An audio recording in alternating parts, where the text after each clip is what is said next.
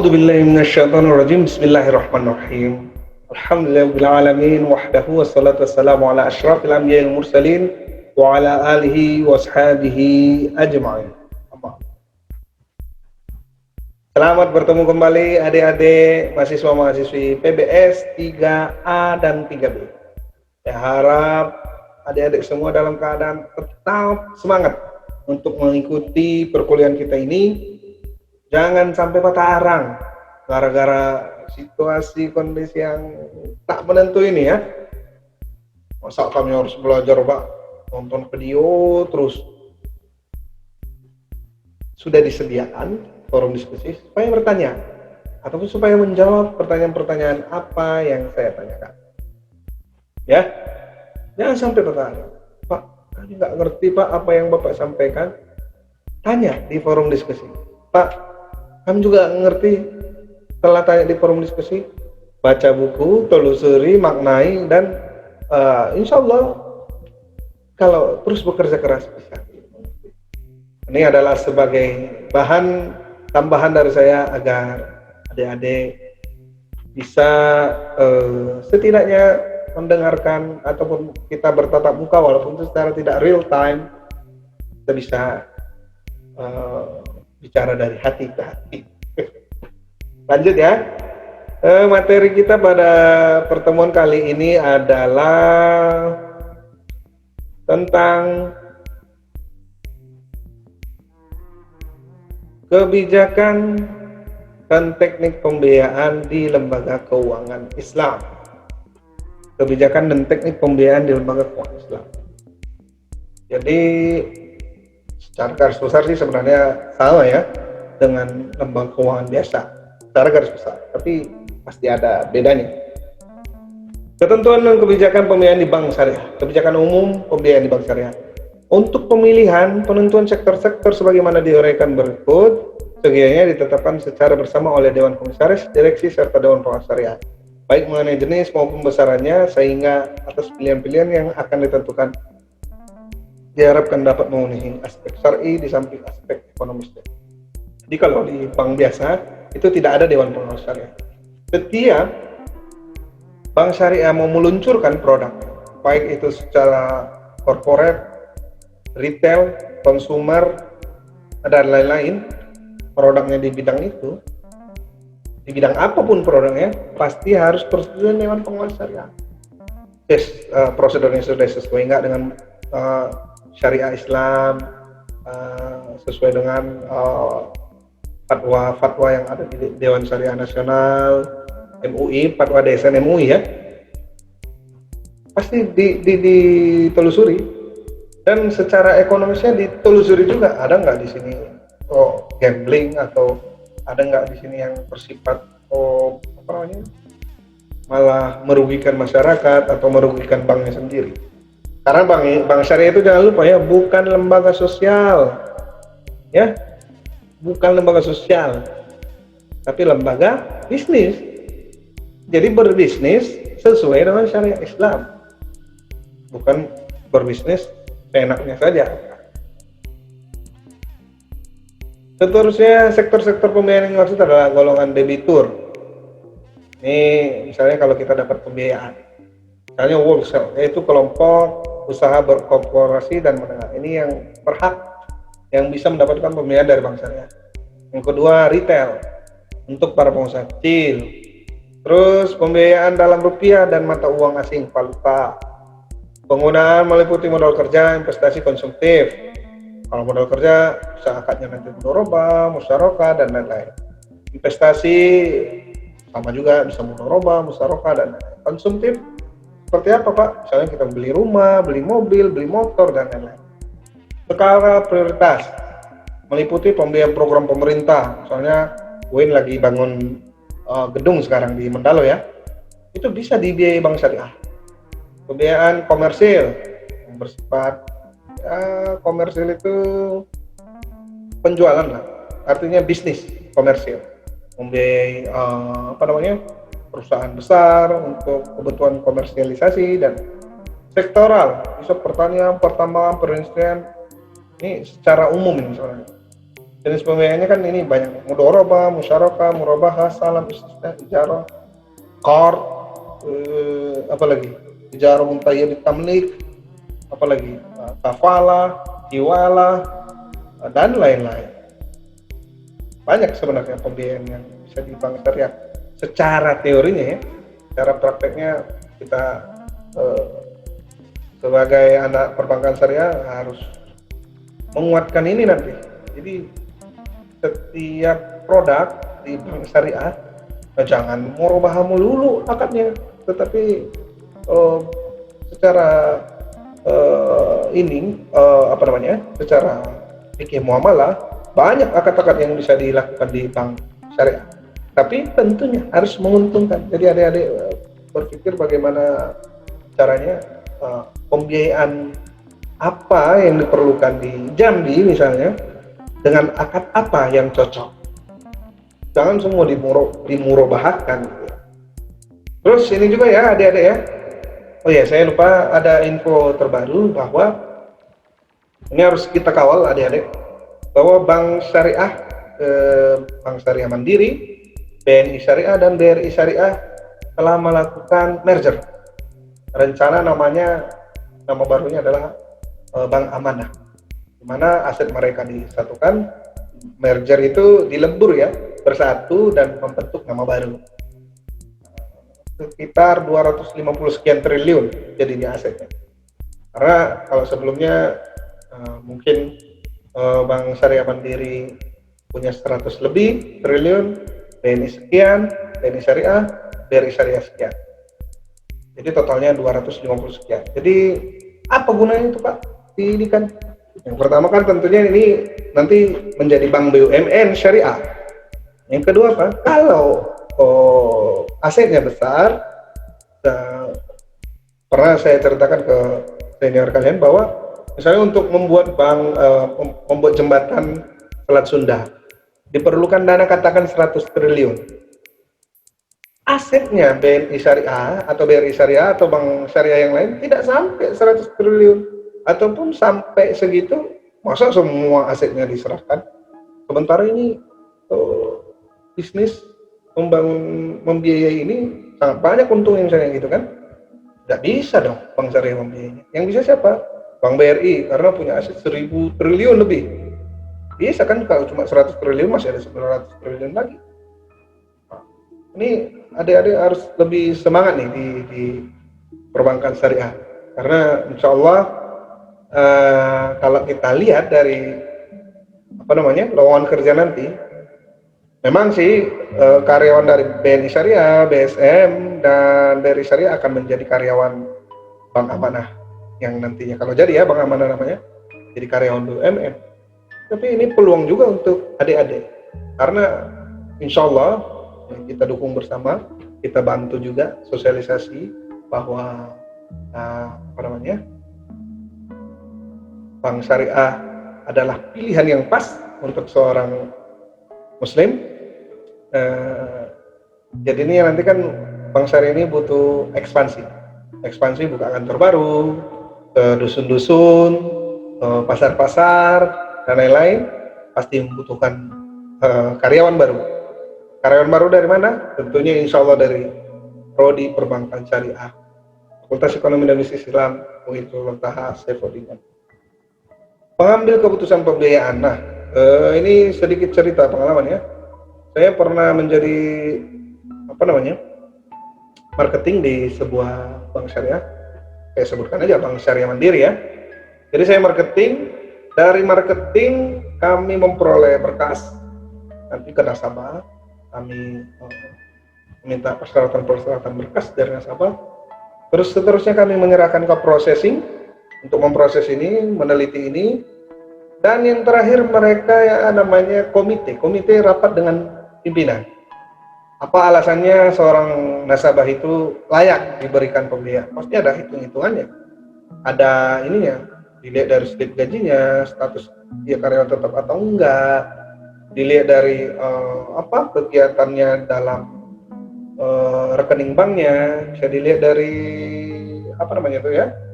saya lupa detail transaksi dalam rekeningnya. Ada kelihatan kan berapa pendapatan yang masuk tiap bulan, berapa pengeluarannya tiba-tiba. Misalnya pendapatan 5 juta, tiba-tiba tanggal 1 dapat 5 juta nih, tanggal 2 transfer 4 juta kemana, atau dia punya utang dan lain-lain. Biasanya keputusannya itu sangat objektif karena untuk menghindari namanya NPF. Catat ya, NPF, performing finance, artinya ini kredit macet kalau dalam bank syariah. Kalau bank konvensional NPL, net performing loan. Kalau syariah bedanya financing. Pembiayaan bermasalah hingga kondisinya terbukti menjadi macet. Guna menghindari risiko demikian, kiranya dalam setiap pengambilan keputusan suatu permohonan pembiayaan, baik di kantor pusat maupun kantor-kantor cabang pembantu, dapat dihasilkan keputusan yang objektif. Keputusan hanya dapat diperoleh jika proses melibatkan suatu tim pemutus komite pembiayaan berapa plafon dengan pembiayaan. Itu dalam komite itu ada hasilnya disetujui sesuai dengan pengajuan nasabah, disetujui tapi turun plafon itu pembiayaan yang diajukan angkanya, yang terakhir ditolak. Ada 3 keputusan kan? Ada 3 keputusan, bisa diterima dengan sesuai dengan yang diajukan, bisa ditolak, yang terakhir bisa disetujui tapi tidak sebesar yang diajukan. Terus penyusunan rencana pembiayaan. Beberapa pendekatan yang dapat ditempuh dalam perencanaan pembiayaan. Yang pertama, pendekatan perencanaan pembiayaan berdasarkan sumber daya yang dapat dikumpulkan oleh bank secara rasional. Ya. Pembiayaan bisa diberikan bank jika bank mampu. Yang pertama kan bank syariah itu punya modal sendiri ya, tapi tentunya butuh suntikan dana dari mana? Dana pihak ketiga, dana pihak kedua dan lain-lain. Dan yang paling real adalah dana pihak ketiga dari masyarakat. Kan fungsi bank itu kan 2 kan, menghimpun dana dan menyalurkan dana. Nah, penghimpunan ini harus kencang agar pembiayaan bisa kencang juga. Artinya tadi semakin banyak orang menabung ke bank syariah, melakukan penghimpunan dan seperti tabungan, deposito, dan giro, maka dana bank itu semakin banyak dana liquid, dana yang cair, dana yang bisa disalurkan. Untuk apa? Pembiayaan. Nah, jadi penyusunan rencana pembiayaan itu yang pertama kali harus ini adalah bagaimana bank mengumpulkan sumber-sumber dana. Kemudian perencanaan pembiayaan berdasarkan kemampuan pasar untuk menyerap penawaran dana. Banyak nih ya, corak pemasarannya, market profile, kemudian corak persaingan, corak nasabah, corak produk. Jadi sesuai pengalaman saya, waktu itu pembiayaan bersifat konsumer, rumah, konsumtif tadi ya. Jadi waktu itu ada, kita kasih harga misalnya di 12% flat. Ada yang berani memberikan harga 9% flat 5 tahun, tetapi tahun ke-6 akan ditentukan kemudian. Apa artinya? Misalnya nih, si A melakukan pembiayaan di bank syariah, harganya 12% per tahun flat. Flat itu artinya tidak berubah-ubah sampai lunas pembiayaan itu, katakan 10 tahun ya, 12%. Yang bank yang lain menawarkan harga 9% flat 5 tahun, cuma 5 tahun flatnya. Sementara pembiayaan tadi 10 tahun kan, 5 tahun lagi kan kita belum tahu, bisa jadi naik 15%, 20% dan lain-lain. Tetapi kenapa? Karena ini corak persaingan, kita bisa kalah. Kalau corak pemasarannya misalnya kita pasarkan ke yang yang lagi bagus, giroh Islamnya itu sangat ini, berapapun price-nya biasanya mereka mau. Itu bisa kita lihat di corak nasabah juga. Ini perlu kita pelajari pemasaran, coraknya, economic environment, cultural environment, regulatory environment. persaingan. Nggak mungkin. Kalau kata dosen saya dulu, kalau mau berdagang tidak ada saingan. Saya dagang bakso jalan tol, nggak ada saingan, laku nggak juga kan? Nggak ada pembeli, kan nggak boleh parkir di jalan tol kecuali di rest area. Ini di tengah-tengah jalan tol jualan bakso misalnya kan, nggak ada saingan memang. Atau di tengah-tengah hutan jualan bakso, nggak ada saingan, tapi pembelinya juga nggak ada. Pendekatan perencanaan pembiayaan berdasarkan anggaran bank, ini perlu memang. Jadi bank itu merencanakan pembiayaan itu berdasarkan anggarannya juga yang ada. Artinya berapa dananya, berapa dana yang bisa, dana liquid ya, yang bisa disalurkan, itu mempengaruhi rencana-rencana pembiayaan atau produk-produk pembiayaan yang akan dipasarkan ke masyarakat.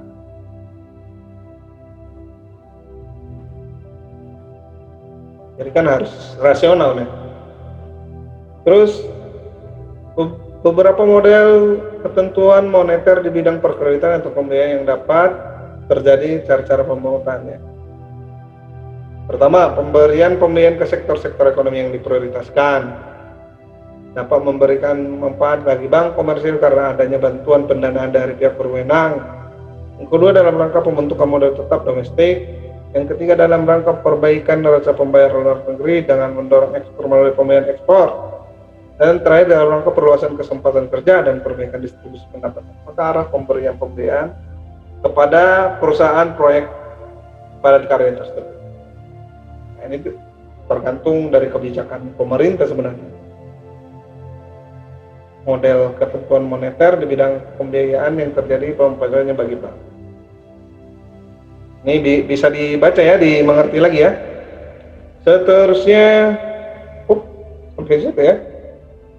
Ya, ini bisa dimengerti lagi bagaimana pemberian pembiayaan ke sektor-sektor ekonomi yang diprioritaskan. Terus dalam rangka perbaikan neraca pembayaran luar negeri, pembentukan modal tetap domestik, dan ini bisa dibaca lagi. Jadi adik-adik semua, kalau dapat kita simpulkan bahwa bank syariah itu punya kebijakan dan teknik dalam melakukan perencanaan pembiayaan. Artinya tidak serta-merta, oh Pak, bank syariah nggak mau sih memberikan pembiayaan ke perusahaan X, Y, Z. Ya ada pertimbangannya. Kan tadi ada komite tadi. Jadi kok kita bertanya-tanya, bank syariah sepertinya hanya mau untung saja, hanya mau akadnya murabah saja. Nah ini yang harus kita bisa rubah citranya, bahwa bank syariah itu bisa ini juga bekerja sama dalam arti seperti misalnya mudharabah, memberikan modal ke masyarakat supaya masyarakat bisa yang punya keahlian, punya usaha gitu kan. Nah, ini sesuatu memang kritik kita kepada bank syariah. Kenapa sih akad mudharabah, musyarakah dan yang lain-lain jarang, maunya murabah terus gitu kan. Memang ya betul, bank syariah adalah lembaga bisnis yang diharapkan menghasilkan keuntungan, tapi dalam syariah Islam, bank syariah itu harus bisa menunjukkan bahwa bank syariah bisa menghadirkan keuntungan yang barokah. Artinya bank syariah yang untung sebanyak-banyaknya silakan, tetapi nasabah dan masyarakat di sekitarnya pun merasakan berkah atas keuntungan. Berkah dalam arti masyarakat yang tidak punya pekerjaan tapi punya keahlian bisa punya usaha, masyarakat yang kekurangan modal bisa ditambahkan modalnya tanpa harus akadnya merubah, bisa musyarakah dan lain-lain. Jadi adik-adik silahkan dibaca lagi. Ini baru bagian pertama, pertemuan selanjutnya bagian kedua. Dibaca-baca lagi, dimengerti lagi, dicari lagi sumber-sumber yang lain. Jangan hanya berpangku tangan, jangan bosan dengan keadaan ini. Tetap semangat, karena al-waqtu kas-sayf. Waktu itu bagaikan pedang. Jika kamu menyia-nyiakan waktu, maka pedang itu akan menebas lehermu sendiri. Akhirnya kamu menyesal, tidak bisa diulangi lagi waktu itu, tidak bisa mundur ke belakang bahkan sepersekian detik. Mohon maaf apabila ada kesalahan, mohon ampun kepada Allah Subhanahu wa taala. Allahul muwaffiq ila aqwamit thoriq, innallaha yuhibbul jamil fastabiqul khairat. Wabillahi taufiq wal hidayah. Wassalamualaikum warahmatullahi wabarakatuh.